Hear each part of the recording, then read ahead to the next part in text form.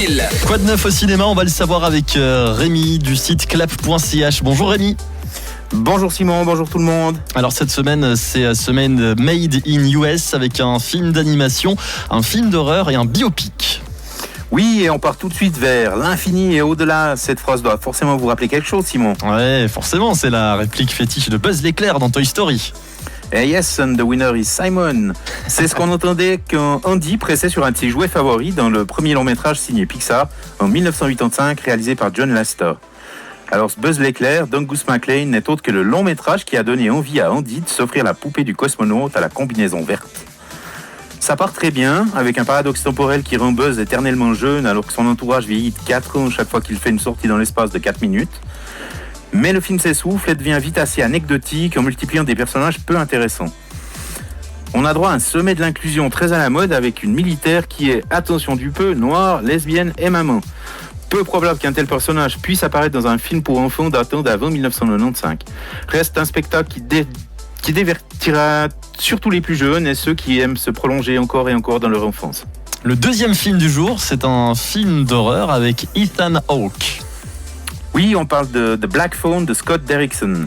C'est lui qui a réalisé le premier Doctor Strange, mais c'est surtout un spécialiste de l'horreur avec des titres comme L'exorcisme d'Emily Rose, Délivre-nous du mal ou Sinister, déjà avec Ethan Hawke. The Black Phone est l'adaptation d'une nouvelle de Joe Hill qui n'est autre que le fils du maître de l'horreur littéraire Stephen King. À la fin des années 60, le jeune Finney est enlevé par un maniaque qui le séquestre dans une cave. Dans sa cellule, il y a un téléphone noir qui n'est pas branché, mais Finney reçoit quand même des coups de fil. Ce sont des précédentes victimes tuées par son tortionnaire qui le renseignent sur son bourreau et lui apportent des conseils pour rester en vie. Ça fonctionne parfaitement bien. Malgré un sujet relativement malsain, Derrickson n'insiste pas sur le gore graphique et c'est tout à son honneur. Masqué pendant les 3 quarts du film, Ethan Hawke campe un méchant impeccable. On a droit à un très joli clin d'œil au Silence des agneaux de Jonathan Demme à la fin du film. Et un film dans lequel on entend On the Run de Pink Floyd ne peut pas être un mauvais film.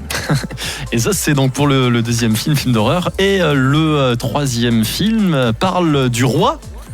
Oh yeah, le roi du rock'n'roll, j'ai nommé Elvis Presley, star d'Elvis de Baz Luhrmann.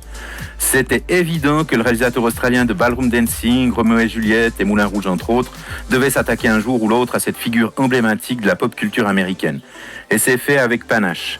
Son film enchaîne des moments de bravoure dans une mise en scène époustouflante qui reflète à merveille l'imagerie qu'a engendré et engendre toujours le King et son succès. Ce long métrage flamboyant suit toute la vie d'Elvis dès son enfance et s'attarde surtout à sa relation avec son manager, le colonel Tom Parker, incarné ici par un Tom Hanks magistral. Dans le rôle titre, Austin Butler fait des prouesses. Et en plus d'être à l'aise dans les scènes de spectacle, Baz Luhrmann réussit parfaitement les moments les plus intimes, comme la très belle séquence de rupture. Et son film illustre très bien qu'Elvis était un roi, mais que Las Vegas était sa prison, impitoyablement gardée par le colonel Parker.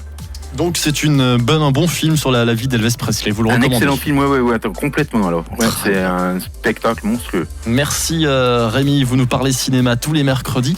On se recroise dans une semaine. Exactement, à tout bientôt. Bonne soirée.